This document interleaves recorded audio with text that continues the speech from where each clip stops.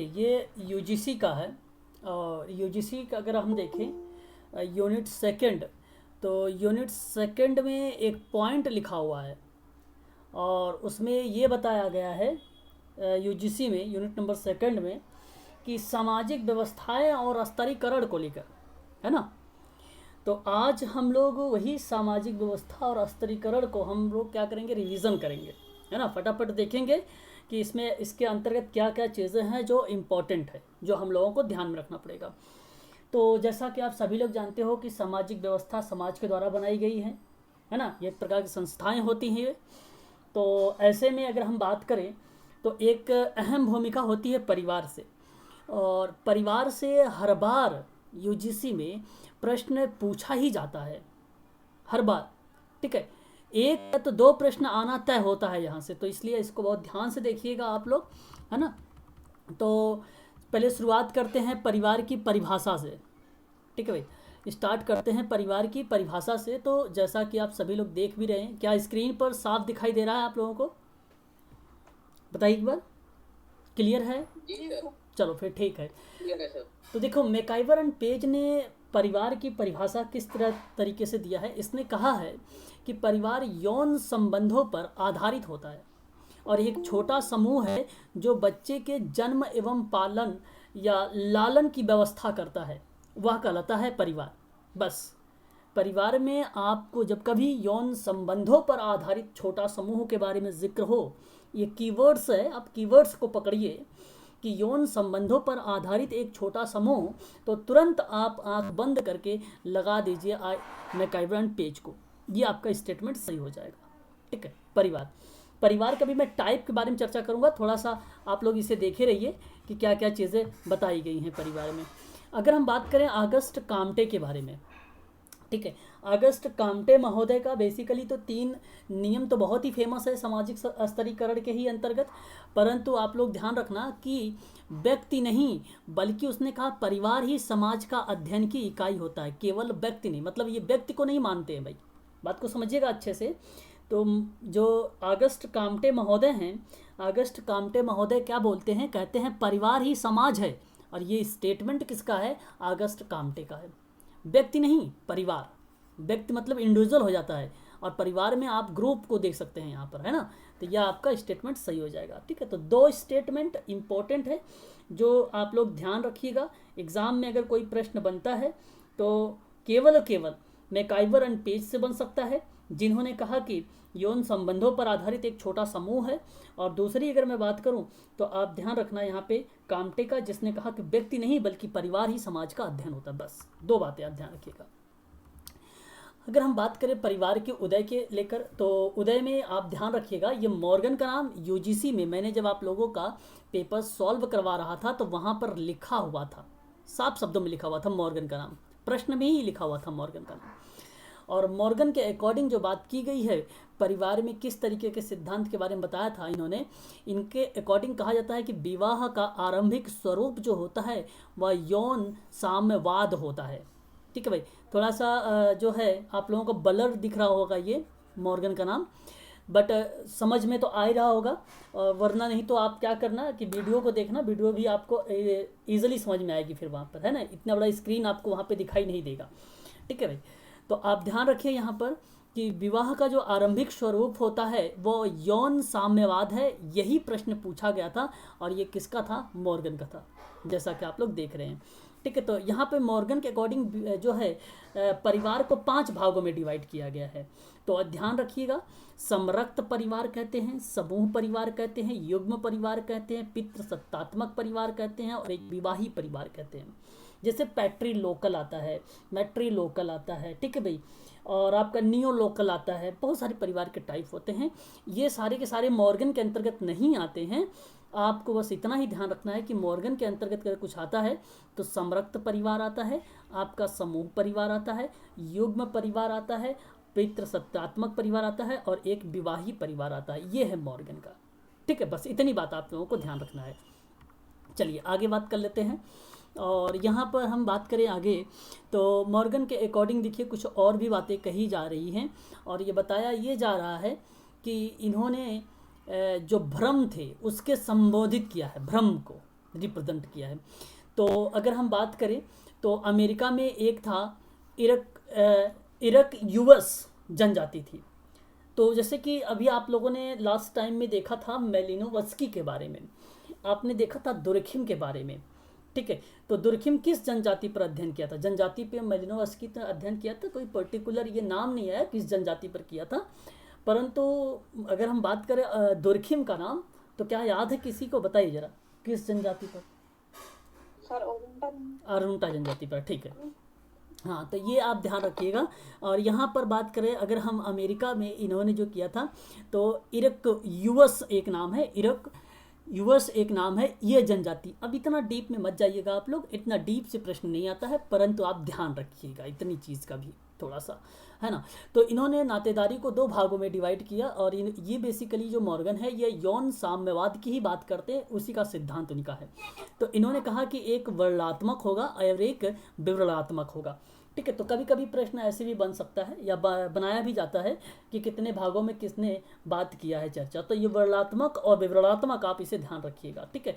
Classification के रूप में भी किया है और यहाँ पे डिस्क्रिप्टिव के रूप में भी किया है, ठीक है। चलिए, परिवार की विशेषता सभी जानते हो, सार्वभौमिकता होती है, सामान्य निवास होता है, भावनात्मक आधार होता है, बच्चों का लालन पालन होता है, ये सामाजिकरण होता है, और सदस्यों के उत्तरदायित्व होता है, सामाजिक नियंत्रण होता है, सामाजिक ढांचे की एक केंद्रित स्थिति होती है। ये परिवार की विशेषता है। परिवार की क्या विशेषता है? परिवार की यही विशेषता है, सार्वभौमिकता के रूप में होना, यूनिवर्सल होना चाहिए। परिवार की विशेषता है सामान्य निवास को लेकर, परिवार की व्यवस्था है भावनात्मक आधार को लेकर, ठीक है। तो ये सभी के सभी विशेषताएं आप इजिली कर लेंगे। अगर आपसे क्वेश्चन कर दे कि निम्न में बताइए परिवार की विशेषता, तो एक पॉइंट में लिख देगा आपको सदस्यों का उत्तरदायित्व, दूसरी पॉइंट में आपको लिख देगा सामान्य आधार, तीसरी पॉइंट पर लिख देगा कि बच्चों का लालन पालन, और उसके बाद आपको यहाँ पर पॉइंट दे देगा। ऑप्शन ए में आपका 1 2 3 हो जाएगा, इस तरीके से पॉइंट देगा। तो आप इजिली इसको कर पाएंगे। सार्वभौमिकता याद रखिएगा, सामान्य निवास और भावनात्मक और बच्चों का लालन पालन, सामाजिकरण और सदस्यों के उत्तरदायित्व और सामाजिक नियंत्रण और सामाजिक ढांचे। इनके बारे में जैसे सामाजिक नियंत्रण सामाजिकरण के बारे में मैंने आप लोगों को लास्ट टाइम में बता चुका हूँ, इसके बारे में डीप में चर्चा कर चुका हूँ, क्योंकि यहाँ से प्रश्न भी बनते हैं, है कि नहीं। तो परिवार के कर लीजिए सर, किसी को ज्वाइन कर लीजिए sir. Okay okay okay okay okay okay okay चलिए, था आप लोगों से कि परिवार के प्रकार के बारे में। अब यहाँ आप लोगों को ध्यान रखना होगा, यहाँ से प्रश्न बनते हैं।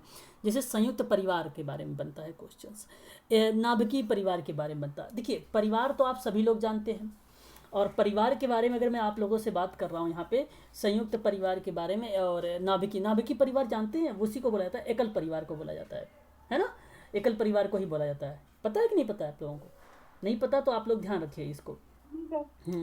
तो थोड़ा सा हम बात कर लेते हैं संयुक्त परिवार के बारे में कि संयुक्त परिवार होता क्या है। जैसे कि नाम से ही पता होता है, ये एक बड़ा परिवार होता है ना, जिसको आप लोग कहते हो कि भाई व्यापक लेवल पर या बड़ा आकार होता है। तो ऐसे में हम इसको संयुक्त परिवार की विशेषता के रूप में रख लेते हैं। समरूपता इसमें पाई जाती है ना, किसमें? संयुक्त परिवार में। समरूपता जो है एकाकी परिवार में नहीं पाया जाता। बहुत बच्चे यहाँ पर गलत करके आ जाते हैं क्वेश्चन को, कि सोचते हैं नाभिकीय परिवार में होगा, ये एकल परिवार में नहीं भाई। जो समरूपता की बात मैं कर रहा हूँ, रहन सहन की बात कर रहा हूँ, कार्य की बात कर रहा हूँ, पद्धति की बात कर रहा हूँ, रीति रिवाज की बात कर रहा हूँ, तो ये एक सिमिलरिटी के अंतर्गत आता है। और सिमिलरिटी जो होता है वो संयुक्त परिवार का अंतर्गत आता है, जहाँ पे जीवन स्तर और संस्कृति समान होती है, ठीक है। तो ये आपको ध्यान रखना होगा थोड़ा सा। समान रसोई होती है, जैसा कि आप सभी को पता होगा, है ना। कुछ लोगों के पास संयुक्त परिवार अभी भी होगा, ठीक है। सामाजिक सुरक्षा की बात करें तो इसमें भी संयुक्त परिवार का ही पार्ट बन जाता है। सामान्य धार्मिक संस्थाओं की बात करो या आराधनाओं की बात करो, वो भी संयुक्त परिवार का ही पार्ट माना जाता है, ठीक है।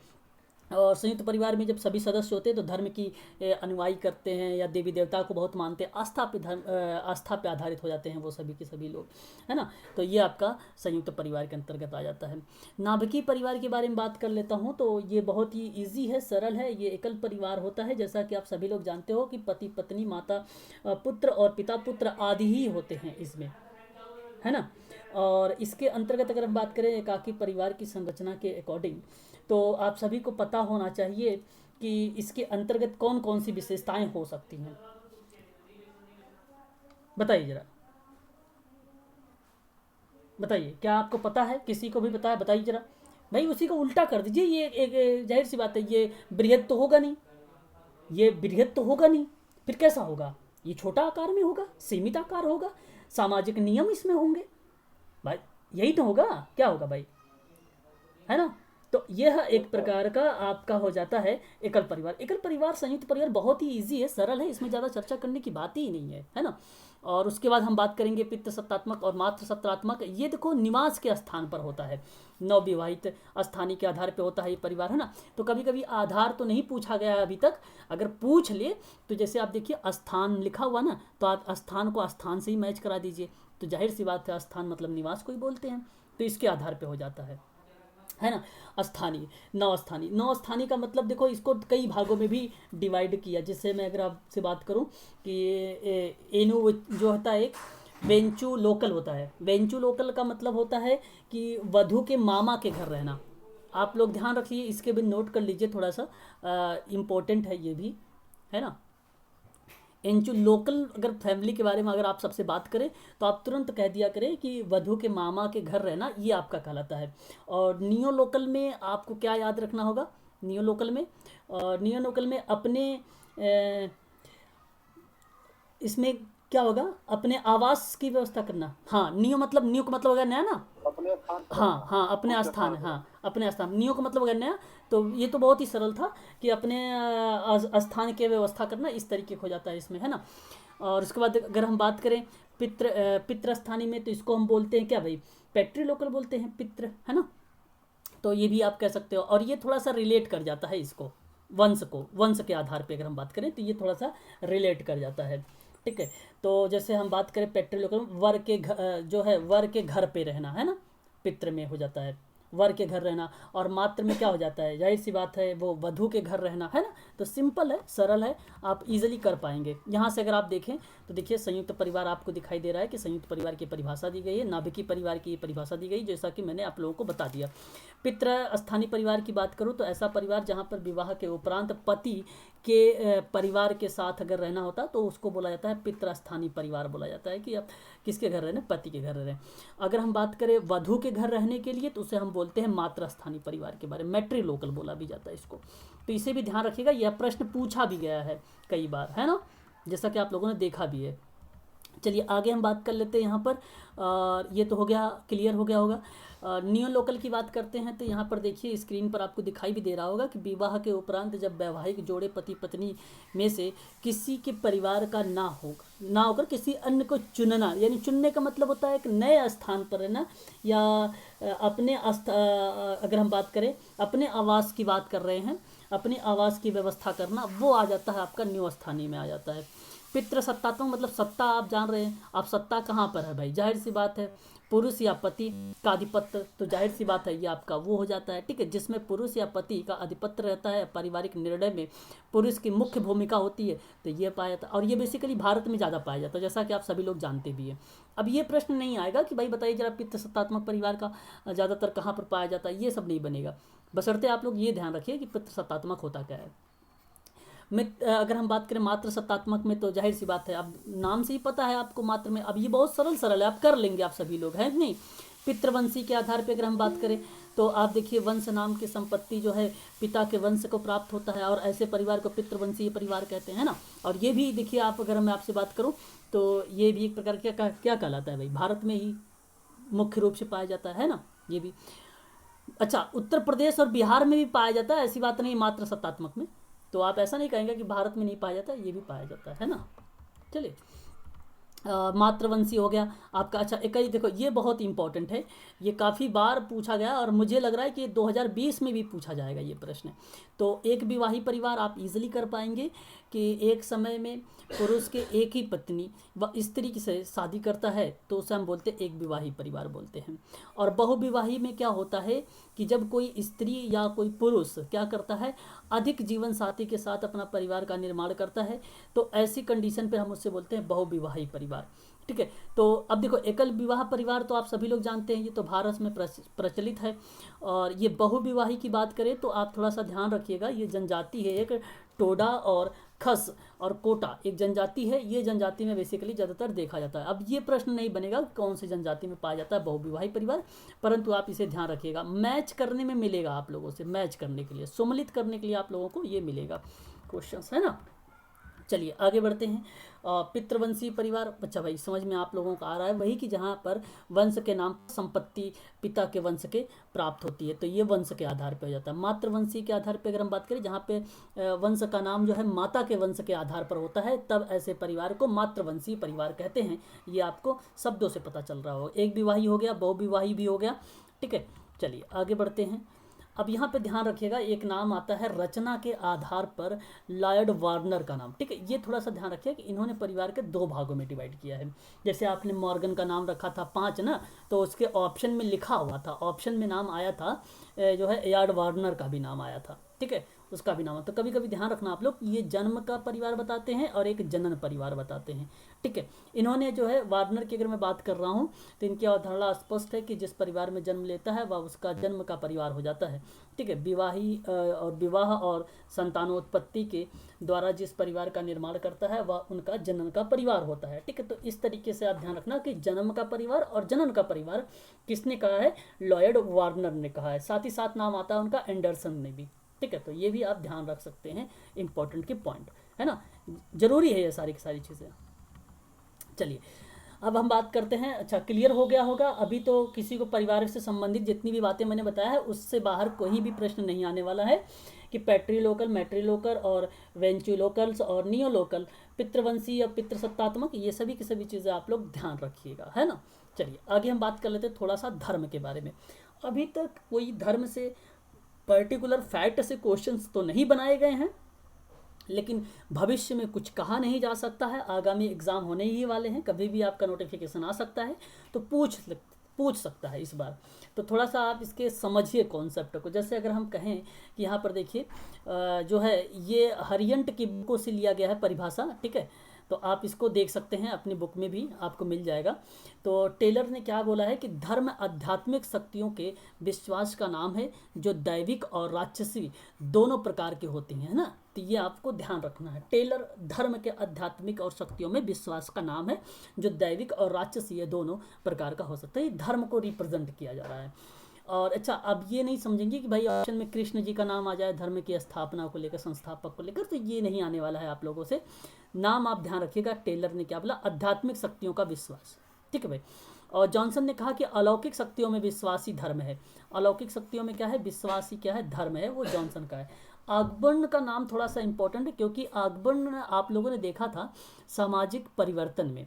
कोई बता सकता है सामाजिक परिवर्तन में इसकी किताब का नाम और कब आई थी, वर्ष, दोनों चीज कोई बता सकता है? Social change 1922। सोशल चेंज 1922 में ये किताब लिखा था आगबर्न ने, ये भी आपको ध्यान रखना है। तो उनकी एक परिभाषा है कि धर्म अमानवीय शक्तियों के प्रति आपकी मनोवृत्ति होती है, ठीक है, ये है धर्म। तो ये चीज़ें हैं। और यहाँ पे देखिए मेलिनोवस्की ने, भाई जाहिर सी बात है जनजातियों पर उसने अध्ययन किया तो कुछ अपने बारे में उसने विचार डाला कि धर्म नहीं, इस तरीके से बोलेंगे हम धर्म को कि धर्म क्रिया की एक विधि है, साथ ही साथ विश्वास की एक व्यवस्था है, ये मेलिनोवस्की ने कहा। और मेलिनोवस्की की संस्कृति और जादू का जो सिद्धांत था वो बहुत ही फेमस था, उसको भी आप लोग ध्यान रखिएगा थोड़ा सा, है ना। मेलिनोवस्की के बारे में इंपॉर्टेंट है मेलिनोवस्की का नाम, है ना भाई, जैसा कि मैंने लास्ट टाइम में आप लोगों को समझा चुका हूँ उसके बारे में, ठीक है भाई। बाकी यहाँ पे और बहुत सारे नाम है, इतना इंपॉर्टेंट नहीं है, कुछ चीज़ों को आप लोगों को थोड़ा सा समझना होगा। सामान्य अर्थों में अगर हम बात करें तो अति प्राकृतिक शक्ति में ही विश्वास धर्म है, और जिसमें पूजा, आराधना और कर्मकांड माध्यम से समर्पित करता है। किंतु यह धर्म की अंग्रेजी शब्द जो है रिलीजन्स की परिभाषा है, ठीक है। और अगर हम बात करें भारतीय शास्त्रों में धर्म का तात्पर्य होता है कर्तव्यों का पालन करना होता है, क्योंकि व्यक्ति अपने कर्तव्यों से विमुख ना हो सका, ये मतलब ना हो सके, या इसे कहते हैं कि विमुख ना हो सकना। इसीलिए भारतीय जीवन में धर्म दिन प्रतिदिन के कर्तव्यों से पालन है, जैसे पितृ धर्म है परिवार का भरण पोषण करना, ठीक है। तो ये पितृ धर्म है कि परिवार का क्या करे, भरण पोषण करे। तो इस तरीके से रिप्रेजेंट किया जा रहा है धर्म की परिभाषाओं को, बताने की कोशिश की जा रही है धर्म। तो प्रश्न अगर बनेगा भी धर्म से आप लोगों से, तो वो किस तरीके से बनेगा जानते हैं आप लोग, बता सकते हैं कोई लोग? अगर कोई प्रश्न अगर बनता है तो प्रश्न इस तरीके से बन सकता है धर्म को लेकर आप सबके सामने कि भाई बताइए जरा, आप लोगों से पूछेगा कि धर्म में अगर किसी ने परिभाषित किया है, ठीक है, तो एक तो परिभाषा से क्वेश्चन कर लेगा आप लोगों से, आप लोगों से किससे क्वेश्चन कर लेगा, परिभाषा से क्वेश्चन कर लेगा सीधा सीधा, और बोलेगा कि अमानवीय शक्तियों के प्रति आपकी मनोवृत्ति है, ये किसने कहा है, ये स्टेटमेंट किसने बोला है। तो सीधा सीधा आप लगा देना भाई, किसका नाम लगाएंगे आप, हाँ आगबर्ण का नाम लगा। हाँ, तो अगर आपसे ऐसे भी प्रश्न बने आप सभी से कि भाई जो है टाइलर ने आत्मवाद को कितने भाग में डिवाइड किया, आत्मवाद को टाइलर ने कितने भागों में डिवाइड किया है। टाइलर एक नाम है, तो ध्यान रखना आत्मवाद को 2 भागों में डिवाइड कर दिया था, क्योंकि धर्म की उत्पत्ति उसी के माध्यम से हुई थी। तो एक शरीर आत्मा था, एक स्वतंत्र आत्मा था, ठीक है, एक शरीर आत्मा था, एक स्वतंत्र आत्मा था। धर्म की विशेषता पूछ सकता है, तो धर्म की विशेषता आपको ध्यान रखना है कि अलौकिक शक्तियों में विश्वास होता है एक, और प्रतीक व पुरातन जो गाथाएं होती हैं वो होता है, सैद्धांतिक व्यवस्थाएं होती हैं, तो धार्मिक क्रियाएं होती जैसे प्रार्थना हो जाए, समाधि हो जाए, सामूहिक क्रियाएं हो जाए जैसे मंदिर मस्जिद आदि, अनेक धार्मिक स्थानों पर व्यक्ति एकत्रित होते हैं सामूहिक रूप से और पूजा पाठ प्रार्थना आदि करते हैं। तो ये भी एक प्रकार से धार्मिक क्रिया के ही अंतर्गत जो है उसकी विशेषता को बता देता है।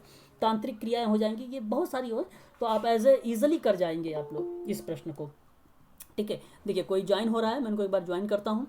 बात समझ में आ रही है सभी को, एक बार बताइए जरा। हाँ चलो, बहुत अच्छी बात है, यही है धर्म। और धर्म परिवार कुछ ज़्यादा इसके अंतर्गत नहीं, अभी तक धर्म से कोई प्रश्न यूजीसी में नहीं पूछा गया है। बाय द वे अगर पूछ लेता है तो आप लोग बता देना। एक किताब का नाम याद रखना, पीवी कांडे का किताब है, नाम है उनका, और किताब का नाम है हिस्ट्री ऑफ धर्मशास्त्र, ठीक है, हिस्ट्री ऑफ धर्मशास्त्र। बस इतनी बात आप लोग ध्यान रखिएगा, ठीक है। बाय द वे बुक का नाम अगर पूछे तो आप इजीली कर लेना आप सभी लोग। धर्म का वर्गीकरण की बात अगर हम करते हैं तो धर्म का वर्गीकरण के 3 प्रकार बताया गया, एक सामान्य धर्म बताया गया, एक विशिष्ट धर्म बताया गया, एक अपद धर्म बताया गया, ठीक है। सामान्य धर्म तो आप सभी लोग जानते हो कि भाई सार्वभौमिक धर्म है, ये सामान्य है, जिसका अनुपालन करना सभी के लिए अनिवार्य होता है, स्त्री पुरुष बालक अथवा किसी भी जाति या वर्ण का होता है, तो ये सामान्य धर्म कहलाता है। बस इजीली है ये, तो आप समझ गए। और एक विशिष्ट धर्म होता है, तो इसके बारे में देख लीजिए कि जो सामान्य धर्म तो सभी पर समान रूप से लागू हो जाता है, जबकि विशिष्ट धर्म जो होता है व्यक्ति के परिस्थिति पर समाज एवं समाज के अनुसार भिन्न भिन्न कर्तव्यों का पालन करना पड़ता है, ठीक है भाई। तो ये चीज़ें आपको ध्यान रखना होगा, ये विशिष्ट धर्म के अंतर्गत आ जाता है, ठीक है। और आगे हम बात कर लेते हैं, ठीक है। हाँ, अब यहाँ पे देखिए अंतर की बात किया है तो आप समझ भी जाएंगे कि जो सामान्य धर्म है मूलतः व्यक्त होता है, जबकि विशिष्ट धर्म कर्तव्यों को व्यक्त करता है। और सामान्य धर्म में व्यक्तियों को समान रूप से लागू होता है, जबकि विशिष्ट धर्म में व्यक्ति विशेष की स्थिति को समय पर अनुसार होता है। तो ये एक प्रकार से अगर धर्म पढ़ना चाहें तो सामान्य धर्म और विशिष्ट धर्म क्या है, तो यहाँ पर उसके अंतरों को आप पहचान सकते हैं, देख सकते हैं। चलिए आगे बढ़ते हैं और यहाँ पर नेक्स्ट पॉइंट ले लेते हैं हम लोग। सामाजिक स्तरीकरण से काफ़ी बार एग्जाम में प्रश्न पूछा गया है, और डिक्टो रेमंड मुर्रे की परिभाषा से प्रश्न पूछ लिया गया था एक बार, और जैसा कि मैंने एक बार करवाया भी था, आप लोगों से पूछा भी था और आप लोगों ने जवाब भी दिया था। तो प्रश्न में ये लिखा हुआ था कि सामाजिक स्तरीकरण को समाज में जो है वो उच्च और निम्न स्तर पर एक समांतर विभाजन में डिवाइड करता है कौन। तो समांतर विभाजन, या तो ऐसे ही लिख देगा कि सामाजिक स्तरीकरण का समांतर विभाजन है, तो भी आपका रेमंड मुर्रे का ही नाम आएगा। तो आप ध्यान रखिएगा, रेमंड मुर्रे बहुत इंपॉर्टेंट है ना, इसको तो आप नोट ही कर लीजिएगा भाई, ठीक है। संगीता जी का ज्वाइन नहीं हो रहा, आई थिंक शायद ऐसे ही कुछ। तो इस तरीके से आप लोगों ने देख लिया कि यह धर्म है और ये एक प्रकार से आपकी क्या हो गई, परिवार हो गया। और फिर उसके बाद आपने देखा सामाजिक स्तरीकरण के बारे में। तो जब कभी आपसे प्रश्न पूछे समांतर विभाजन को लेकर, तो तुरंत आपका दिमाग हो जाना चाहिए कहाँ कि समांतर विभाजन होगा सामाजिक स्तरीकरण में। कोटेशन को अगर पूछेगा तो वहाँ पर मेंशन कर देगा उच्च स्तर और निम्न स्तर की इकाई को। तो जब कभी उच्च की बात करें, निम्न की बात करें, तो रेमंड मुर्रे का नाम आ जाएगा, ठीक है। ये चीज़ आप ध्यान रखिएगा। दूसरी बात, आप टालकाट पार्सन्स की नाम भी याद रखिएगा। टालकाट पार्सन्स की अगर हम बात करें तो सामाजिक स्तरीकरण का इसने बताया था कि सामाजिक व्यवस्था में व्यक्तियों का ऊंचे और नीचे पदानुक्रम, ये लिखा रहेगा पदानुक्रम, कीवर्ड्स को पकड़िए बस। वहाँ पर आप देख रहे थे उच्च स्तर पर, निम्न स्तर पर, ठीक है। और यहाँ पर अगर हम बात करें ऊंचे और नीचे की बात करें तो ये पदानुक्रम का विभाजन हो जाएगा। बस आप इजीली कर पाएंगे। मैंने इतनी बार करवा दिया हूँ सामाजिक स्तरीकरण में, कुछ बच्चों को तो ये रट्टा मार गया होगा कि भाई यहाँ से अगर कोई प्रश्न आएगा तो गलती करेंगे ही नहीं करेंगे। और इस बार मैं आपको बताऊँगा कि अगर आप लोग इस बार यूजीसी का पेपर देने जाना तो सबसे पहले सोशल वर्क को चूज़ कर लेना। आप लोग ऑप्शन को सोशल वर्क वाले पॉइंट को चूज़ करना और वहीं से शुरुआत करना, और इसके 100 करने के बाद आप आ सकते हैं यूजीसी पेपर पार्ट 1 पर भी। तो पार्ट 1 वाले को चूज़ कर लेना और उसके बाद वहाँ से करना शुरू करना, क्योंकि आपके बहुत काम आने वाला है सोशल, क्योंकि ये जेआरएफ में काम करने का। तो जेआरएफ के लिए मैं आप सबको यही बताऊँगा कि पहले सोशल वर्क करोगे तो जल्दी आप यहाँ पर क्या करेंगे, एक्सेप्ट, क्योंकि नंबर ये बनाएगा आप लोगों का, बहुत सारी चीज़ें बनाएगा।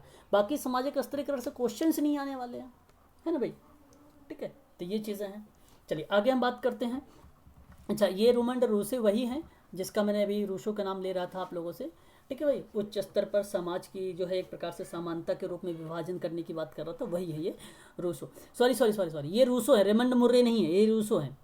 ये रेमंड मुर्रे नहीं है भाई, ये रूसो है, ठीक है भाई। सॉरी, क्लियर हो गया? बताइए जरा एक बार, रूसो का नाम क्लियर हुआ नहीं? ये रूसो है, रेमंड मुर्रे नहीं है, अलग है ये, ठीक है।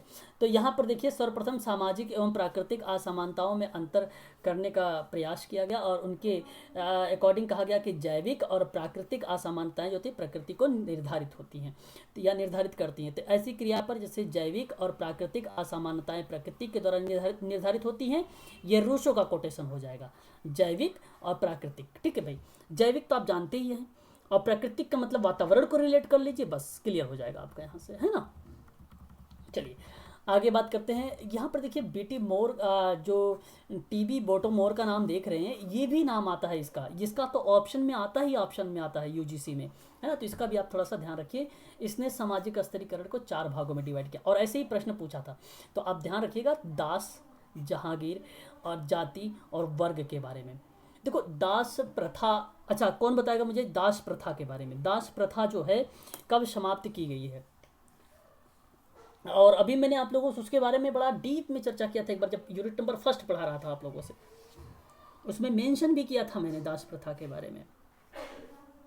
याद है आप लोगों को यूनिट नंबर 1 का? बताइए भाई।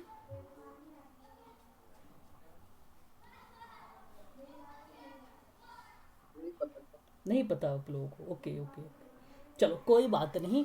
तो दास प्रथा के बारे में आपको एक चीज़ ध्यान ये रखना है आपको, 1543 में, 1543 में, ठीक है।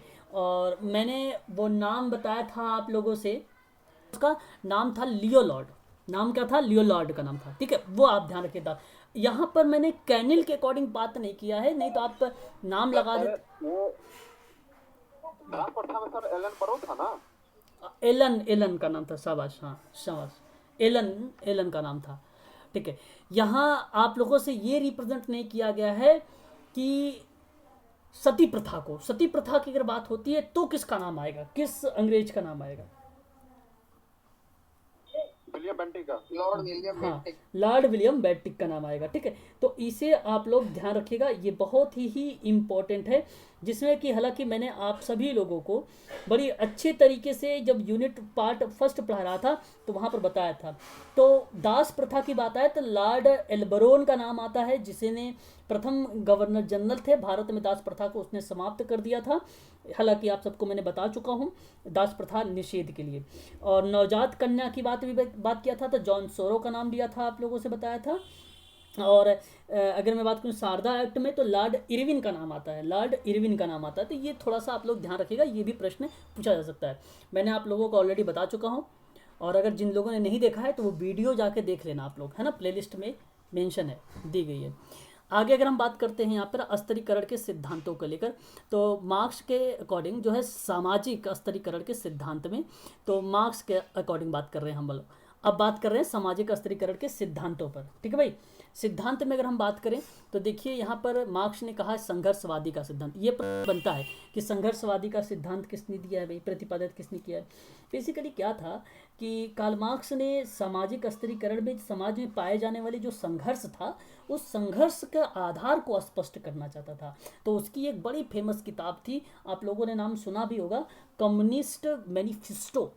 कम्युनिस्ट मैनिफेस्टो का नाम अगर जब कभी आए, या दास किताब बुक के नाम आए, दास प्रथा वगैरह इस तरीके से, दास कैपिटल करके दिया था उसने, है ना, पूंजीवाद करके दिया था, वर्ग संघर्ष करके दिया था, सर्वहारा करके आता है इसका। तो ये सभी की सभी इसकी किताब है, अभी आप लोगों को नीचे मिलेगा, ठीक है। तो इस तरीके से आप लोग ध्यान रखिएगा, संघर्षवादी का सिद्धांत प्रस्तुत किया और आर्थिक संपत्ति स्थिति में स्तरीकरण को मुख्य माना। तो अस्तित्व के कारण इसने इतिहास में हमेशा दो वर्गों में क्या किया था, उपस्थित रहा। एक था पहला जो था इसका शोषक, ये प्रश्न पूछा जाता है, और दूसरा था शोषित। तो इस तरीके का क्वेश्चन पूछा जाएगा आप लोगों की संघर्षवादी का जो सिद्धांत था उसमें मार्क्स की क्या विचारधाराएं थी या किस तरीके के वर्गों में डिवाइड किया। तो आपसे पूछेगा ऑप्शन में शोषक था कि शोषित था, तो दोनों था, यहाँ पर ध्यान रखिएगा ये, ठीक है, जैसा कि आप लोग देख भी रहे हैं। नेक्स्ट बात करता हूँ, सेरोकिन का नाम बेसिकली सामाजिक जो है संस्कृतिकरण में बहुत फेमस है। सिरोकिन का नाम जो है संस्कृतिकरण में बहुत फेमस है, ये आप लोग ध्यान रखिएगा। तो इसने स्तरीकरण की अगर मैं बात करूँ तो इसने 3 आधार बता दिए, एक था आर्थिक, एक था राजनीतिक, एक था व्यावसायिक। आप लोग इसका नाम ध्यान रखिएगा, आर्थिक और राजनीतिक और व्यावसायिक, ये 3 नाम आपको ध्यान रखना होगा। अच्छा, मैंने अभी हाल ही में आप लोगों को चर्चा भी किया था राउल्फ डॉल्फ रेनडॉर्फ के बारे में, याद है आप लोगों को इसके बारे में जो बताया था मैंने? अभी लास्ट टाइम की जो क्लासेस हुई है मेरी, इसके बारे में चर्चा मैंने किया था। बताइए अगर किसी को पता है तो इसके बारे में थोड़ा सा मुझे चर्चा करें, बताइए क्या बताया था इसने। भाई इसने प्रकारवाद में जो है अपनी एक अहम भूमिका निभाया था संघर्ष को लेकर। मैंने बताया था सत्ता के संबंधों पर आधारित था, जहां पे सत्ता संरचना जो प्रत्येक सामाजिक संगठन से अभिन्न भाग मानता था, वही है डेरेनडॉर्फ का संघर्ष का सिद्धांत, वही है राउल्फ, है ना। तो ये आपको ध्यान रखना होगा थोड़ा सा। मैं दोबारा से रिपीट कर देता हूँ, इसने सत्ता के संबंधों पर आधारित काम किया है। किस पर? सत्ता के संबंधित संबंधों पर आधारित काम किया है, याद रखिएगा। तो इसका ध्यान रखना, क्लास एंड क्लास जो है कन्फ्लिक्ट का मतलब होता है संघर्ष इन इंडस्ट्रियल सोसाइटी, याद रखिएगा। यह इसकी किताब का नाम है। क्या नाम है किताब का? Class and class, conflict and industrial society, ध्यान रखिएगा। जब आप लोगों से सामाजिक स्तरीकरण का नाम आता है तो उस ऑप्शन में क्यों मैक्स वेबर दे देता है? क्यों दे देता है ऑप्शन में?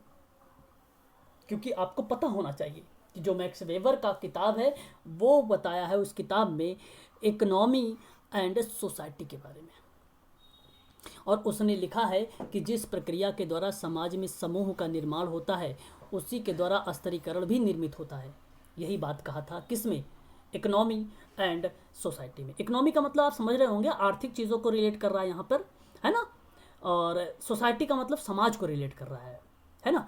तो जब आप लोगों को इकोनॉमिक एंड सोसाइटी की बात आए तो आप तुरंत समझ जाया करें ऐसी क्रिया कि समाज के समूह का निर्माण हो रहा है और उसी के द्वारा से ही क्या हो रहा है, स्तरीकरण निर्मित हो रही है, और ये मैक्स वेबर है। यही कारण है कि मैक्स वेबर ऑप्शन में जरूर आ जाता है जब कभी सामाजिक स्तरीकरण पूछा जाता है, यही कारण है। चलिए आगे बात कर लेते हैं आंद्रे बेते के बारे में। इनकी किताब थी जिसका नाम है कास्ट, क्लास एंड पावर के बारे में। वेबर के द्वारा प्रदत्त दृष्टिकोण के आधार पर इसने स्तरीकरण पर चर्चा किया। इन्होंने तमिलनाडु के श्रीपुरम गांव में अध्ययन किया है। स्तरीकरण के 3 भागों में दिया। अब कभी प्रश्न पूछ ले कि भाई बताइए जरा आंद्रे बेते का किताब का नाम, तो कास्ट, क्लास एंड पावर। अगर पूछे ये कहाँ पर स्तरीकरण का अध्ययन करके कौन सी जगह पर अध्ययन किया और सामाजिक स्तरीकरण के 3 आधार बता दिए, तो श्रीपुरम का नाम, ये बहुत इंपॉर्टेंट है श्रीपुरम का नाम, ठीक है भाई, क्योंकि पूछा जाता है। अभी मध्य प्रदेश से एक क्वेश्चन आ गया था भाई, विद्यालय का नाम पूछ लिया था, यूनिवर्सिटी का नाम पूछा था। अभी 2020 में आप लोगों ने देखा होगा 5 नवंबर का जो क्वेश्चन पेपर हुआ था उसमें आ गया था। ठीक उसी प्रकार से आंद्रे बेते का भी नाम पूछा जा सकता है, तो आप ध्यान रखिएगा यहाँ पर, है ना, श्रीपुरम का गाँव। अब इसने अध्ययन के बारे में बताया जब वहाँ पर स्तरीकरण के बारे में, तो एक जाति, वर्ग और शक्ति के बारे में बताया था। ये 3 बातें आप लोग ध्यान रखिएगा। किंग्सले डेविस का नाम यहाँ पर इम्पोर्टेंट नहीं है, परंतु आपको बता दूं जब समूहों का वर्गीकरण होता है तो इसने द्वितीयक समूह के बारे में बताया है। और बहुत बच्चे लगा के चले आते हैं कोले का नाम, परंतु ये कोले का नाम गलत हो जाएगा अगर कोले लगा कर आएंगे आप लोग। किंग्सले डेविस में बात अगर कोई किया है तो वो आता है द्वितीयक समूह में आता है किंग्सले डेविस का नाम। प्राथमिक में आता है 1909 में, प्राथमिक कोले में CH कोले का नाम आता है, ठीक है। सोशल ऑर्गेनाइजेशन इसकी किताब का नाम है, ठीक है। और आगे हम बात करें तो इसका सम सिंपल ऑफ स्ट्रेटिफिकेशंस इसकी किताब का नाम है, आप इसे भी ध्यान रखिएगा। ठीक है, ये सभी के सभी पॉइंटें जो हैं इंपॉर्टेंट है, आप लोग ध्यान रखिएगा। प्रकारवादी का दृष्टिकोण के आधार पर स्तरीकरण का चर्चा किया इसने। ठीक है भाई, चलिए आगे हम बात कर लेते हैं मूल्य। अब पार्सन्स का भी नाम आप लोग देखते होंगे भाई, पार्सन्स का नाम क्या है, तो इसने मूल्य सहमति के बारे में बात किया है। टी पार्सन्स का नाम आप लोगों ने सुना भी होगा। मैंने अभी कल वाले इससे जो लास्ट क्लास मेरी हुई थी अभी, उसमें मैंने आप लोगों से शायद व्यापारिक सौदे के बारे में बताया था, मूल्य मैतिक्य के बारे में बताया था, और समाज को एक व्यवस्था के रूप में बताया था। मैंने आप लोगों को पार्सन्स ने प्रकारवादी के परिप्रेक्ष्य से कुछ रूपों में वर्गीकरण किया है, स्पष्ट किया है। तो इस वजह से आप लोगों को ध्यान रखना पड़ेगा कि जब व्यापारिक सौदे हैं, मूल्य मैतिक्य हैं, मूल्य सहमति है और समाज का एक व्यवस्था है, इन सभी चीज़ों का एक सामाजिक स्तरीकरण पर आधार मान लिया था। और ये आधार मानने वाला बंदा जो है टालकाट पार्सन्स है, याद रखिएगा ये आप लोग। मूल्य सहमति टालकाट पार्सन्स का नाम आ जाएगा। सामाजिक स्तरीकरण के कुछ विशेषताओं से अगर प्रश्न बनता है तो सिंपल से बनेगा, कहेगा कि आपको बताइए, ऑप्शन में रहेगा जो है सार्वभौमिकता। सार्वभौमिकता का मतलब होता है, आप लोग जानते हो कि ओवरव्यू सभी के बारे में बात करता है, समूह हो, कम्युनिटी हो, और या कोई केस वर्क कर रहे हो, उन सभी चीज़ें इसमें इन्वॉल्व हो जाते हैं आपका सार्वभौमिकता में। तो ये एक प्रकार का सामाजिक स्तरीकरण का विशेषता के अंतर्गत आ जाता है। सामाजिक सांस्कृतिक की भी बात हो जाती है इसमें। समाजशास्त्र का एक पक्ष को व्यक्त करता है ज्ञान क्या करता है, ज्ञान समाजशास्त्र के एक पक्ष को व्यक्त करता है। ये भी एक प्रकार का स्तरीकरण की ही विशेषता आ जाएगी। मानव निर्मित और प्रकृति प्रदत्त नहीं होती है, समाज को उच्चतम और निम्नतम का विभाजन कर देता है। ये भी अच्छा, ये परिभाषा किसके अकॉर्डिंग बात कर रहा हूँ मैं, अगर मैं उच्चतम निम्नतम का समांतर, देखो यहाँ पे समांतर नहीं लिखा हुआ है, मैंने केवल समांतर अगर बोल दूँ तो ये परिभाषा आ जाती है किसकी, रेमंड मुर्रे की, है ना। स्थिति एवं पद का वितरण हो जाता है, अनेक समूह और उप समूह का विभाजन होता है। ये सभी के सभी उसकी क्या हो जाती हैं, एक प्रकार से विशेषताएं हो जाती हैं।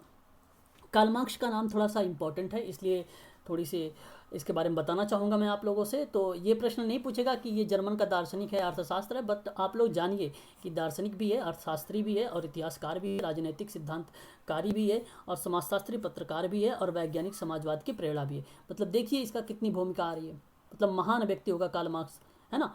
हर जगह इसका कुछ ना कुछ नई भूमिका आ रही है ना। ठीक है, चलिए आगे हम बात कर लेते हैं इसके बारे में।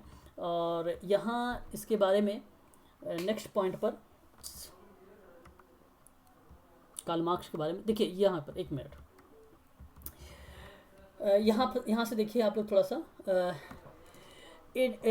जो है 1847 में एंजल के साथ इसने अंतर्राष्ट्रीय समाजवाद को प्रथम घोषणा पत्र कम्युनिस्ट मैनिफेस्टो प्रकाशित किया है।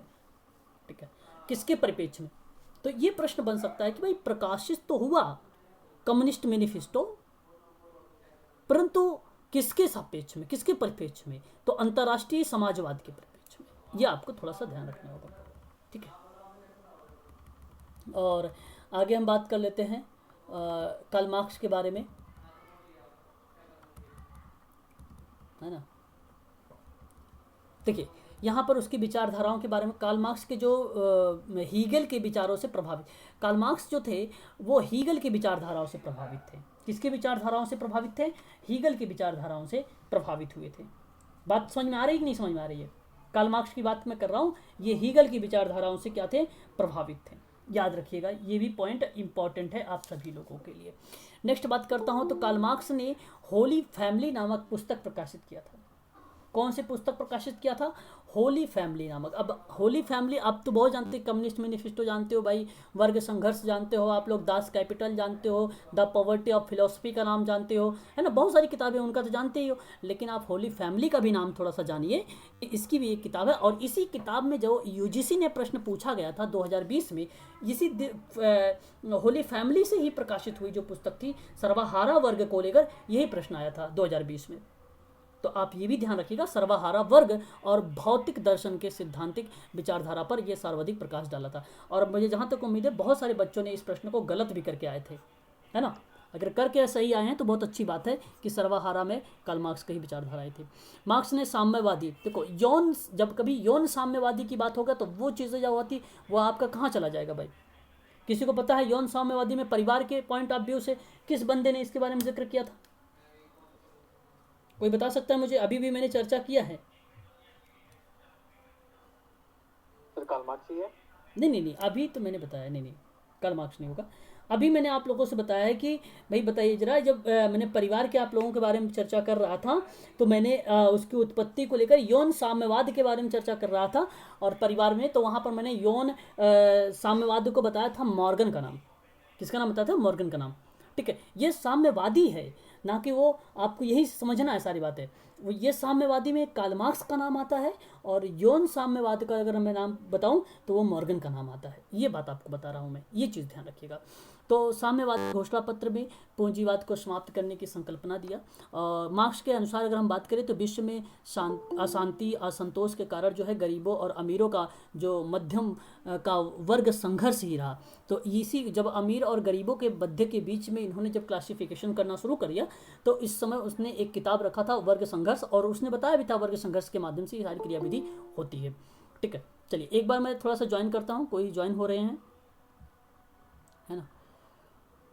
हाँ ठीक है, तो इतनी बातें तो आप लोगों को ध्यान रखना होगा भाई। चलो ठीक है, आगे अगर हम बात करते हैं, इन्होंने कहा कि उत्तराधिकार की प्रथा का अंत किया जाएगा। देखो अब ये उत्तराधिकार की प्रथा का अंत किया जाना चाहिए, तो ये कोटेशन बन जाता है, ये कार्ल मार्क्स का कोटेशन हो जाएगा।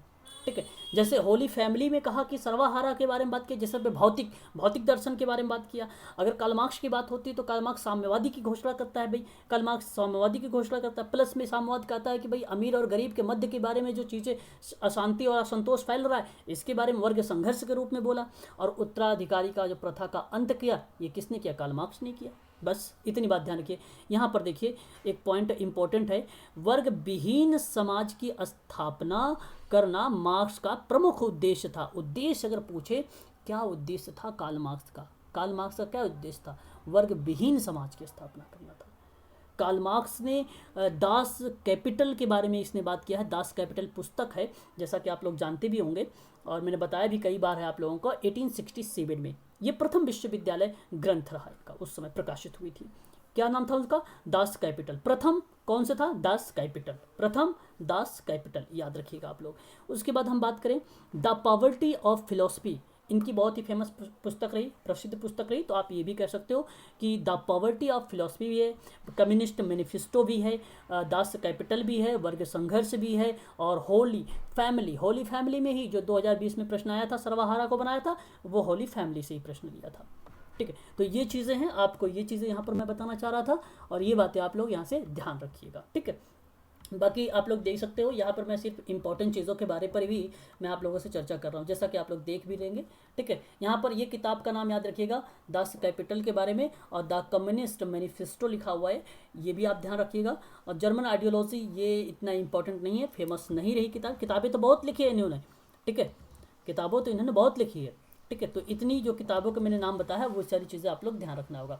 हम बात करते हैं व्यक्तित्व से। काफ़ी बार यूजीसी में प्रश्न पूछा गया है और ये सीधा ही पूछ लेता है कि पर्सनालिटी का मतलब बताइए, व्यक्तित्व का अर्थ बताइए, लैटिन भाषा का अर्थ मतलब कौन सी भाषा में दिया हो। तो पहली बात तो आप ध्यान रखना, लैटिन भाषा में सीधा पूछता है इसका मतलब बताइए, तो याद रखना नकाब मुखौटा होता है, इसका अर्थ बनता है। ठीक है, व्यक्तित्व की अगर हम परिभाषा के बारे में जिक्र करें तो आप लोग भलीभांति तरीके से जानते हैं, वैलेंटाइन के बारे में अकॉर्डिंग कहा गया है कि व्यक्तित्व जन्मजात और अर्जित प्रवृत्ति का योग होता है।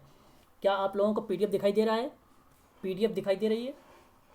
थोड़ा सा छोटा है। जी सर दिखाई दे रहा है। हाँ, प्रेशर आँख पर ना डालें, मेरी बातों को सुने। पीडीएफ आपको अभी मैं यहाँ से प्रोवाइड भी कर दूंगा आप लोगों को, है ना। आँख पर प्रेशर ना डालें आप लोग। चलो ठीक है, अब तो कुछ तो कर दिया होगा, सही हो गया होगा। तो आप ध्यान रखिएगा, वैलेंटाइन की अगर मैं बात करूं तो व्यक्तित्व जन्मजात को और अर्जित प्रवृत्तियों का योग। अभी मैं इस पीडीएफ को भी आप लोगों को सेंड कर देता हूं ग्रुप में। गिलफोर्ट की बात करूं, अच्छा ये परिभाषा नहीं पूछा जाएगा, ये आप ध्यान रखिएगा, ये भाषा वगैरह नहीं पूछी जाएंगे, बट आप ध्यान रखिए कि व्यक्तित्व गुणों को संभावित रूप, गिलफोर्ट का अकॉर्डिंग ये बात कही गई है। डेविस के अकॉर्डिंग व्यक्तित्व जो होता है वो व्यक्ति के संगठित व्यवहार को एक संपूर्ण चित्र करता है। वेरी वेरी मोस्ट इंपॉर्टेंट, ये परिभाषा नहीं इसका अभी मैं बताऊंगा कहाँ से इंपॉर्टेंट है इसका। इसने कहा कि मनोशारीरिक गुणों का गत्यात्मक संगठन और वातावरण के साथ उसका अद्वितीय समायोजन होता है। और जाहिर सी बात है हर एक व्यक्ति यूनिक होता है, अद्वितीय होता है, अल्पोर्ट का ही कोटेशन के अंतर्गत आ जाता है। आप ऐसा मत सोचिएगा कि सर वर्जाइना के बारे में बताया था, भाई व्यक्तिकरण का सिद्धांत समाज कार्य में उसने बताया वर्जाइना, रॉबिन्सन वर्जाइना ने, ठीक है। ये चीज़ें ध्यान के यहाँ पे वो उसको रिलेट ना करिए आप लोग। यहाँ पर देखो प्रश्न में आपको रिप्रेजेंट कर देगा वो।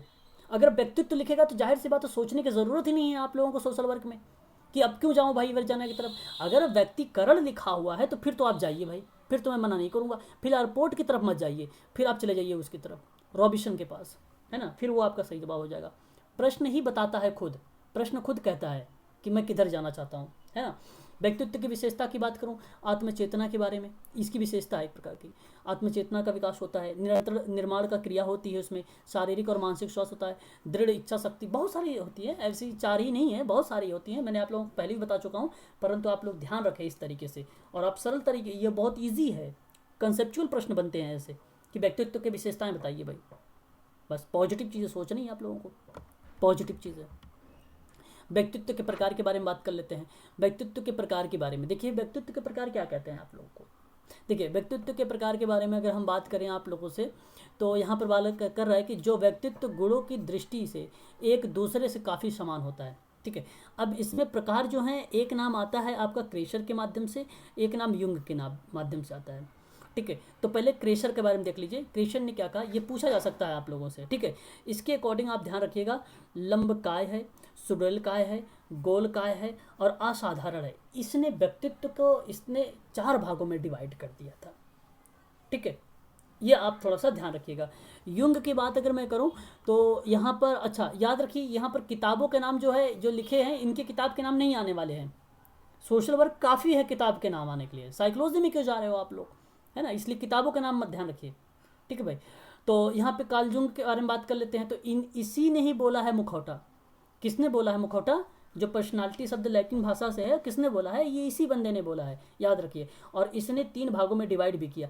तो इसने एक कहा अंतर्मुखी होता है, और एक को बोला इसने बहिर्मुखी होता है, और एक को बोला उसने उभयमुखी होता है, ठीक है भाई। अब देखिए अगर हम बात करें अंतर्मुखी के बारे में, तो आप ध्यान से समझिए। यहाँ पे जो है संकोच, देखिए यहाँ पे लोगों के स्वभाव, आदतें और गुण जो होते हैं बाह्य रूप से दिखाई नहीं देते हैं, वो अंतर्मुखी हो जाएंगे। जो बाह्य रूप से नहीं दिखाई देंगे तो जाहिर सी बात है अंतर्मुखी हो जाएगा वो, ठीक है। आत्मचिंतन, आत्म केंद्रित, घबराने वाली चीज़ें, मित्रभाषी वाली चीज़ें, लज्जाशीलता वाली, संकोची वाली चीज़ें, ये एक प्रकार से इसका उदाहरण मान लिया जाता है। और बहिर्मुखी के अंतर्गत हम बात करें तो लोगों की रुचि बाह्य जगत में होती है। तो जैसे आशावादी हो जाता है, साहसी हो जाता है, सामाजिक क्रिया, जैसे सोशल वर्कर क्या होता है, बहिर्मुखी व्यक्तित्व वाले होते हैं। सोशल वर्कर अंतर्मुखी व्यक्तित्व वाले नहीं होते हैं। सोशल वर्कर हमेशा ध्यान रखना आप लोग, बहिर्मुखी व्यक्तित्व वाले होते हैं सोशल वर्कर, ठीक है। तो यहाँ पर लोगों की रुचि को बाह्य जगत से जोड़ता है ये, ठीक है। तो ये भी चीज़ आपको ध्यान रखना होगा। उभयमुखी की बात करते हैं। अब उभयमुखी में तो आपको ये शब्दों से ही पता चल रहा होगा कि भाई उभयमुखी होता क्या है। तो यहाँ पर हम देखें तो ये बेसिकली अंतर्मुखी और बहिर्मुखी दोनों जो है क्या होते हैं, दोनों के जो गुण होते हैं वो इंक्लूड हो जाते हैं। तो ऐसी कंडीशन पर जो होता है एक अच्छे लेखक व वक्ता दोनों के रूप में जाने जाते हैं, इसको बहिर्मुखी कह सकते हैं। लेकिन अब ऐसे भी मत कहिएगा कि जो सोशल वर्कर होता है बहिर्मुखी तो होता है, लेकिन कुछ कंडीशन पर वो उभयमुखी की भी बात करता है। जैसे हम बात करें गोपनीयता का सिद्धांत, तो बताइए जरा उसकी बात को भाई क्या करता है, गोपनीय रखता है, तो अंतर्मुखी के अंतर्गत आ जाएगा। तो हम कह सकते हैं कि उभयमुखी व्यक्तित्व का भी पार्ट एक तरीके से बन सकता है और बनाया भी जा सकता है ये, ठीक है, सोशल वर्कर का। तो हम एग्जाम्पल यहाँ पर अच्छे लेखक के साथ साथ एक और चीज़ लिखते हैं, सामाजिक कार्यकर्ता भी, ठीक है। तो सामाजिक कार्यकर्ता भी इसका पार्ट बन जाएगा, ठीक है। आप लोग याद रखिएगा इसको भी। चलिए, और यहाँ पर देखिए तो स्पेंगर के अकॉर्डिंग, अच्छा स्पेंगर के बारे में हम बात करते हैं तो थोड़ा सा ध्यान रख लीजिए। इसने कितने भागों में डिवाइड किया, कहा कि सैद्धांतिक व्यक्तित्व वाले होते हैं व्यक्ति, आर्थिक व्यक्तित्व वाले व्यक्ति होते हैं, सामाजिक रूप से भी होते हैं और राजनीतिक रूप से भी होते हैं, धार्मिक व्यक्तित्व के रूप में होते हैं, कलात्मक भी रूप में भी होते हैं, ठीक है। तो इस तरीके से इसने डिफाइन किया है। चलिए अभी हम इसके बारे में थोड़ा सा चर्चा करेंगे और भी इम्पोर्टेंट चीज़ों के बारे में, है ना। अच्छा ये टीएटी वगैरह के बारे में दे रहा है, प्रक्षेपी वगैरह के बारे में, ये भी प्रश्न बनता है, मैं बताता हूँ आपको कहाँ से। चलिए एक बार रुक जाइए थोड़ा सा, स्क्रीन दिखाई दे रही है क्या आप लोगों को सही से, बताइए एक बार। जी सर। हाँ, देखिए जरा, यहाँ पर आप देख रहे हैं कि व्यक्तित्व मापन की विधियाँ, तो ध्यान रखिए, एक होता है अप्रक्षेपण विधि है और एक होता है प्रक्षेपण विधि। तो अप्रक्षेपण जो विधि, पहले प्रक्षेपण के बारे में जानते हैं हम लोग। धब्बा परीक्षण होता है एक, अंतर्मुखी होता है, जिससे अच्छा वही होता है जिसको टीएटी बोलते हो आप लोग, ठीक है भाई, टीएटी बोलते हो, सीएटी बोलते हो, और एसएटी कह देते हो, सेंटेंस वाला जो होता है, ठीक है भाई, वो भी बोल देते हो आप लोग। और एक होता है आपका, अच्छा हो गया, एक होता है हरमन रोसा का स्याही धब्बा परीक्षण, ये भी इसी का, ये प्रक्षेपण विधि में आ जाता है, बेसिकली आप लोगों ने रिसर्च में भी देखा होगा, है ना। और एक होता है अप्रक्षेपण विधि, और जो अप्रक्षेपण विधियाँ होती हैं इसको तीन भागों में डिवाइड किया गया। एक कहा गया आत्मनिष्ठ विधियाँ, एक को बोला गया वस्तुनिष्ठ विधियाँ, एक को बोला गया मनोविश्लेषण विधियाँ। तो जो आत्मनिष्ठ वाली थी उसमें आत्मकथा आ जाती है, प्रश्नावली आ जाती है, व्यक्ति इतिहास आ जाता है, परिसूचित आ जाता है, साक्षात्कार आ जाता है। और वस्तुनिष्ठ की विधियों की बात करो तो निरीक्षण आ जाता है, समाजमिति आ जाता है। अच्छा, समाजमिति के बारे में एक बार प्रश्न भी बना गया, जेएल मोरोनो, क्या नाम था उसका, मोरोनो नाम याद रखिएगा, है ना, इसका नाम याद रखिएगा, इसने दिया था। निर्धारण में अपनी विधि होती है, एक निष्पादन होती है, परिस्थिति परीक्षण होता है, और उसके बाद मुक्त साहचर्य और स्वप्न परीक्षण, स्वप्न विश्लेषण, ये आता है मनोविश्लेषण विधिया में। और आप लोगों को तुरंत समझ, जैसे जब कभी आपको स्वप्न कहीं पर दिख जाए तो आपको एक नाम याद आना चाहिए, वो ये नाम याद आना चाहिए सिगमंड फ्रायड का नाम। किसका नाम याद आना चाहिए, सिगमंड फ्रायड का नाम याद आना चाहिए। तो इस तरीके से ये सारी विधियाँ हैं, और इन सारी विधियों के बारे में यहाँ पर फिर नीचे भी दिया गया है, एक्सप्लेन भी किया गया है आप लोगों से कि आत्मनिष्ठ विधि होती क्या है, आत्मकथा लेखन क्या होता है, प्रश्नावली विधि क्या होती है। और आप, अच्छा एक चीज़ ध्यान रखना कि जब कभी प्रश्नावली विधि को आप लोग क्वेश्चन करना एग्ज़ाम में, यूजीसी में, तो अगर वो प्रश्न समझ नहीं आया तो आप हमेशा लगाना खुला प्रश्न वाला, यह जवाब हमेशा आपका 110% सही होगा, ठीक है, 110% आपका ये सही होगा, ठीक है। तो ऐसे में अगर कंडीशन अगर मैं बात करूं तो प्रश्नावली विधि हो जाए, आत्मलेखन आत्मकथा विधि हो जाए, और व्यक्ति परीक्षण की बात अगर करें, या व्यक्ति इतिहास जो लेते हैं जिसको आप बोलते हो केस हिस्ट्री के बारे में, तो केस हिस्ट्री भी इसी के अंतर्गत आ जाती है, और यह आ जाता है अप्रक्षेपण विधियों के अंतर्गत आ जाता है। परिसुक्ति आ जाती है, ये सारी के सारे हैं, इंटरव्यूज़ भी आ जाता है, साक्षात्कार भी आ जाता है। वस्तुनिष्ठता में अगर हम बात करें तो निरीक्षण विधि भी आ जाती है, समाजमिति भी आ जाती है, निर्धारण मापनी भी आ जाता है, निष्पादन आ जाता है। प्रश्न ऐसे बनता है, निम्नलिखित में से बताइए प्रक्षेपण विधि कौन से है। तो प्रक्षेपण विधि के अंतर्गत आपको देखो MMPI आपने नाम सुना होगा, बताइए जरा, नाम सुना है MMPI का नाम, बोलिए। MMPI टेस्ट का नाम तो सुना ही होगा भाई, मिनेसोटा मल्टीफेसिक पर्सनालिटी एक इन्वेंटरी है एक प्रकार से ये, तो वो है आपका प्रक्षेपण विधि में नहीं आता, वो याद रखिएगा, वो अप्रक्षेपण विधि में आएगा, ठीक है, याद रखिएगा, ये प्रश्न बनाया भी गया है ना। चलिए आगे बढ़ते हैं इसी क्रम में हम लोग, है ना। आप लोग बोलते नहीं हैं तो मुझे लगता है कि शायद आपको समझ नहीं आ रहा है, और बोलेंगे तो मुझे लगेगा समझ में आएगा। तो एक क्वेश्चन था। हाँ पूछिए। हेलो। हाँ तो एक सेंटेंस दिया था ये मतलब उसमें ये दिया था कि जो साक्षात्कार विधि है वो अशिक्षित लोगों के लिए लागू होती है, तो ये गलत दिया था उसने सेंटेंस कि ये गलत है, मतलब तो गलत क्यों है? साक्षात्कार में तो जो साक्षात्कार ले रहा है तो वो तो ले सकते हैं ना अशिक्षित लोगों से। साक्षात्कार तो लेना ही होता है, तो अब ये जरूरी थोड़ी ना है कि साक्षात्कार आप केवल साक्षात्कार में, जैसे हम लोग कहीं भी सर्वे करते हैं तो वहाँ भी अगर ये क्या बोलते हैं क्वेश्चनर बना के लेके जाते हैं तो वहाँ पे इंटरव्यू ही नहीं करते। वेरी गुड, क्वेश्चन आंसर आपको बना के लेके जाना पड़ेगा, वहाँ पर आपको टिक लगाना पड़ता है भाई। जैसे आपके पास हम पूछेंगे उससे कि क्या आपके पास मान लीजिए आंतरिक समस्याएं हैं, अब आंतरिक समस्याएं बहुत होती हैं, आंतरिक समस्या है तो वो कहेगा वित्तीय समस्या है, तो आपके कॉलम में होगा वो ऑप्शन वित्तीय समस्या, तो आप उसको टिक मारेंगे, वित्तीय समस्या है, तो आप साक्षात्कार तो कर रहे हैं कि उसकी समस्या देखा आपने, आंतरिक वित्तीय समस्या फाइनेंस है, ठीक है, तो ये इसको टिक करें। अच्छा वाह्य समस्या क्या है भाई, वाह्य समस्या में भाई जैसे भाई हमारे एरिया के लोग जो हैं एक प्रकार से असामाजिक व्यवहार करते हैं, तो ये नहीं चाहते कि असामाजिक व्यवहार हो अपने क्षेत्रों में, ये चाहते, तो ये आप प्रश्न बना के लेके जाइए कि वाह्य समस्याएं क्या हो सकती हैं।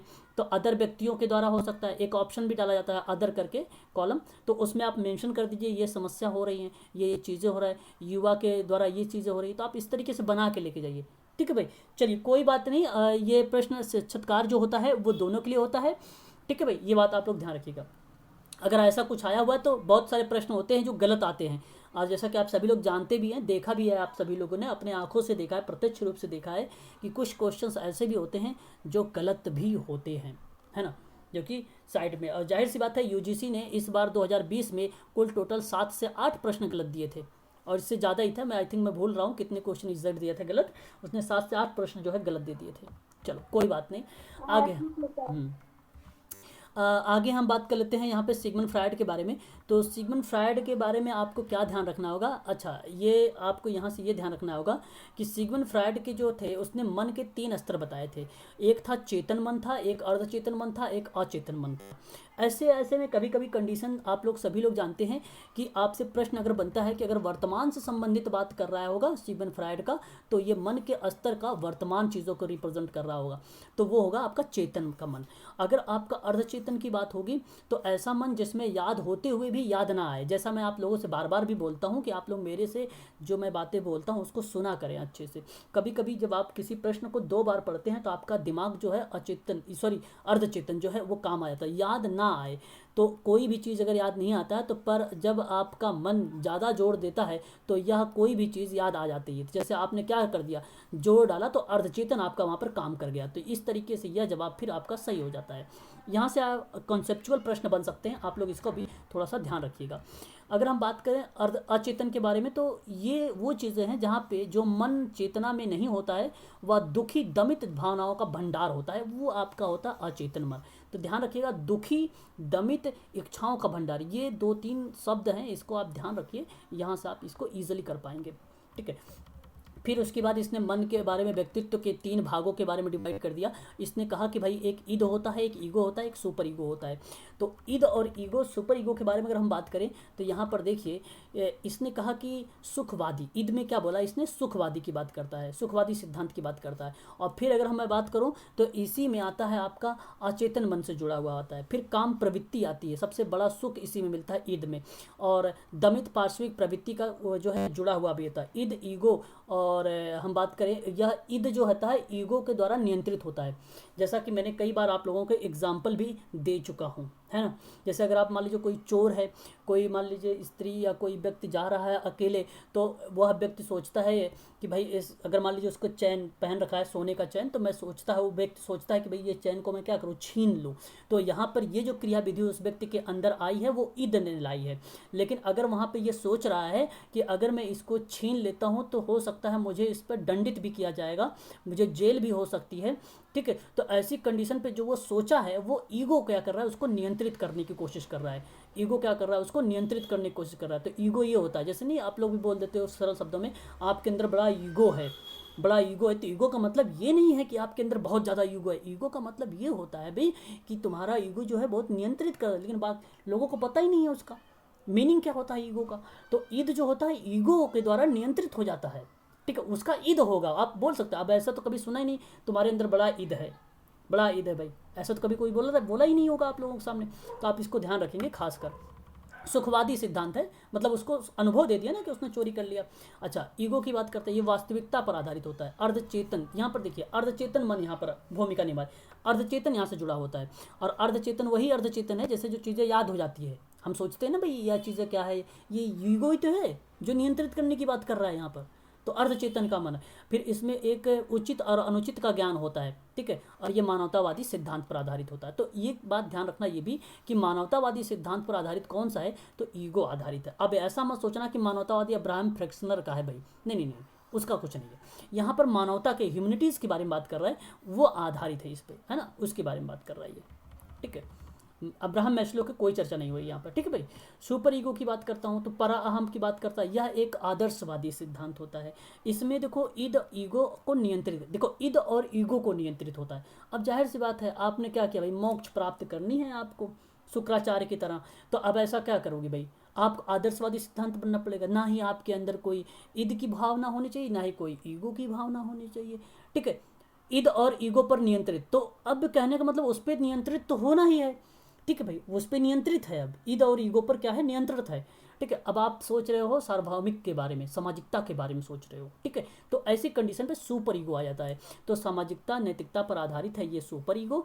और ये जैसे आप नहीं बोलते बाबा वगैरह जो बनते हैं, बाबा वाले कंडीशन समझ रहे हो, बाबा वाले नहीं समझ रहे हो बताओ, जो ज्ञान देते रहते हैं बाबा, हाँ वो बाबा, हाँ वही सुपर ईगो वाले, वो सुपर ईगो के कैटेगरीज में आ जाएंगे।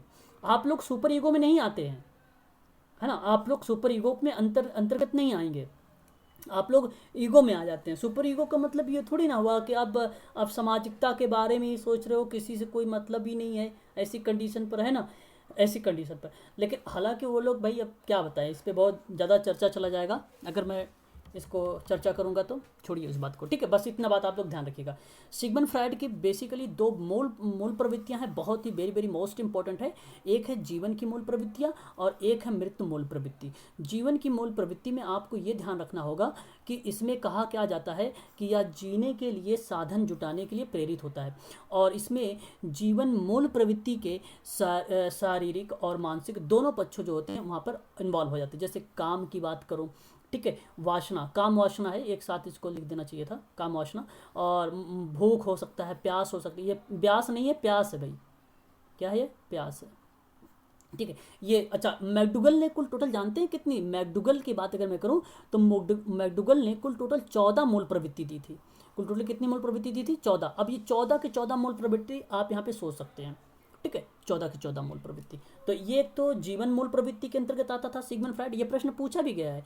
और एक था आपका मृत्यु मूल प्रवृत्ति, और इस मूल प्रवृत्ति में जैसे घृणा मूल प्रवृत्ति को कहा जाता है, इसको घृणा मूल प्रवृत्ति भी कहा जाता है। तो जैसे कभी घृणा आ जाए ऑप्शन में कि भाई घृणा मूल प्रवृत्ति किसने कहा, तो आप ऐसा मत करना यार इसने किसने दिया, किसने, मैकडुगल का नाम भी दिया होगा उसमें, यार इसने मैकडुगल तो नहीं, हाँ भाई मैकडुगल दिया होगा, मैकडुगल ने दिया है, ऐसी बात नहीं कि घृणा ने दिया। परंतु वहाँ प्रश्न का जो पैटर्न था वो पूछना ये चाहता है आप लोगों से व्यक्तित्व को रिलेट करते हुए, तो वो आपका हो जाता है आपका सिगमंड फ्रायड का, सिगमंड फ्रायड का। और इस मूल प्रवृत्ति में अगर हम बात करें तो ठीक यहाँ पर आक्रामक और विध्वंस कार्य होता है, और जब व्यक्ति आक्रामक और विध्वंस वाला कार्य करेगा तो उसका नाम बदल जाता है थेनाटोस में, उसका क्या नाम बदल जाता है, थेनाटोस में। और आप लोगों ने देखा भी है, इससे प्रश्न पूछा भी गया है, तो इसलिए दोनों मूल प्रवृत्तियों के बारे में ज़रूर एक बार देखिएगा, सीन करिएगा, बहुत इंपॉर्टेंट है ये, हो सकता है 2021 में प्रश्न आएंगे, ठीक है। और ये तो बहुत ज़्यादा इंपॉर्टेंट है, कभी कभी क्रम पूछ लेता है कि क्रम लगाओ, और अगर आप वर्ष अगर आपको पता रहेगा तो अभी आप कर पाओगे। तो एक मौखिक अवस्था होती है, गुदावस्था होती है, लैंगिक अवस्था होती है, सुषुप्त अवस्था होती है, जननी अवस्था होती है। जो मौखिक अवस्था होती है ये एरिक एरिक्सन से भी मैच करती है, पहली अवस्था विश्वास बनाम जो अविश्वास थी उसको भी मैच करती है ये, तो याद रखिएगा। एक बार प्रश्न पूछा गया था, एक तरफ दे रखा था सिगमंड फ्रायड की अवस्था और दूसरी तरफ दे रखा था एरिक्सन का अवस्था, याद है आप लोगों को, शायद 2019 का ही क्वेश्चन पेपर था वो, है ना, तो आप ध्यान रखिएगा। तो ये जो है जन्म से लेकर 1 वर्ष होता है, गुदावस्था जो होती है 2 से लेकर 3 वर्ष होता है, लैंगिक अवस्था जो होती है 4 से 5 होती है, सुषुप्त अवस्था जो होती है 6 से 12 होती है, जननी अवस्था जो होती है 12 से 20 होती है, ठीक है। और याद रखना ये जो आपको मैं बता रहा हूँ तीसरी अवस्था के बारे में, लैंगिक अवस्था, वो लैंगिक अवस्था बहुत इंपॉर्टेंट है। उसी लैंगिक अवस्था में ही सिगमंड फ्रायड ने 2 ग्रंथियों के बारे में चर्चा किया है, एक ग्रंथि का नाम है ओडिपस, दूसरी ग्रंथि का नाम है इलेक्ट्रा। तो याद रखना सिगमंड फ्रायड के अनुसार जो लड़कों में पाई जाती है वो उस ग्रंथि को बोला जाता है ओडिपस ग्रंथि बोला जाता है, और ये ग्रंथि जो है माता को अधिक प्यार करने के संबंध में बताता है, ये ग्रंथि ओडिपस वाला माता के प्रति बताता है, ठीक है, याद रखिएगा, ये प्रश्न पूछा भी गया है। इलेक्ट्रा ग्रंथि की बात अगर मैं करूँ तो लड़कियों में पाया जाता है, ये पिता के प्रति अधिक प्यार दिखाने के रूप में देखने को मिल जाता है, ठीक है। तो अब यहाँ पर आप समझ सकते हो कि जो ओडिपस ग्रंथि और इलेक्ट्रा ग्रंथि की बात मैं कर रहा हूँ, ये लैंगिक अवस्था की बात कर रहा हूँ, और लैंगिक अवस्था में आप देख रहे होंगे कि एज कितनी है, 4 से 5 वर्ष, ठीक है, ये भी आपको ध्यान रखना होगा। चलो क्लियर हो गया इतनी बातें, तो आप लोग आगे बताइए, आगे बढ़ते हैं फिर। एरिक एरिक्सन, एरिक एरिक्सन के बारे में मैंने आप लोगों से बहुत ही डीप में आप लोगों से चर्चा भी किया है कि एरिक एरिक्सन का जो सिद्धांत है इसको आप लोगों को मैंने ट्रिक भी बताया है कि ट्रिक के माध्यम से कैसे आप 8 स्टेजेस को आप याद रखेंगे। देखो मनोसामाजिक विकास की सिद्धांत की बात है ये, ठीक है। तो यहाँ पर आपको अगर मैं बात करूँ तो 8 स्टेजेस के बारे में जो है इसने थ्योरी दिया है, और यहाँ पर देखिए आप लोगों के सामने दिख भी रहा है, 8 चरण से गुजरता है एरिक्सन का मनोसामाजिक विकास का सिद्धांत, है ना, जैसा कि आप लोग देख भी रहे हैं। तो सन 1950 में प्रकाशित किया इसने, जिसका बाल्यकाल और समाज को लेकर। तो याद रखना बाल्यकाल, देखो चाइल्डहुड करके आता है, चाइल्डहुड करके इंग्लिश में आता है, तो आप याद रखिएगा वो एरिक एरिक्सन का ही है, ठीक। कहीं कहीं 1954 में मिलेगा, अच्छा 1954 इसी में भी मिलेगा, ठीक। अभी मैं आपको दिखा भी देता हूँ, ठीक है, 1954 का भी दिखा देता हूँ, कहाँ चला गया भाई, अच्छा, एक बताओ, एक एक चीज़ ऐसी, एक अवस्था एक इसका बताएगा जो है पॉजिटिव कार्य बताएगा, और दूसरा जो कार्य बताएगा वो आपको क्राइसिस, क्राइसिस का मतलब समझ रहे हैं आप लोग, मतलब एक तरफ पॉजिटिव एक तरफ निगेटिव चीज़ बताएगा, दो चीज़ें इसके बारे में बताता है। चलो अच्छा, 1954 में याद रखिएगा आप लोग, एरिक एरिक्सन का जो है चाइल्डहुड की पुस्तक के माध्यम से उसने बताया था, ठीक है, उसने पुस्तक के माध्यम से बताया था, याद रखिएगा उसको। आगे हम बात करते हैं। देखिए, विश्वास बनाम अविश्वास, आप लोगों ने देखा भी होगा एरिक एरिक्सन का सिद्धांत में। एरिक एरिक्सन का सिद्धांत मैं पढ़ाया था तो बताया था कि नहीं? जी सर, उसकी क्लियर। हाँ, ठीक है। तो याद रखिएगा, मनोसामाजिक जो है जन्म से लेकर जीवन के पहले वर्ष तक चलता है अनुभव, और ये देखिए ये जो मैच करता है विश्वास बनाम अविश्वास, ये मैच करता है मुखावस्था से। और ये मुखावस्था किसकी बात कर रहा हूँ बताइए? सिगमंड फ्राइड की, भाई बोल दिया करो, सिगमंड फ्राइड की। हाँ बस, सिंपल सी बात है भाई, सारी चीज़ें। अब इसमें क्या होता है, देखो गुण देख लीजिए इनका, कि स्वस्थ व्यक्तियों का निर्माण होता है, बच्चों को दूसरे के अपने प्रति जो है विश्वास की भावना उत्पन्न होती है। चलिए अच्छा, आज के लिए इतना ही रखिए आप लोग, है ना? ठीक है। जी सर।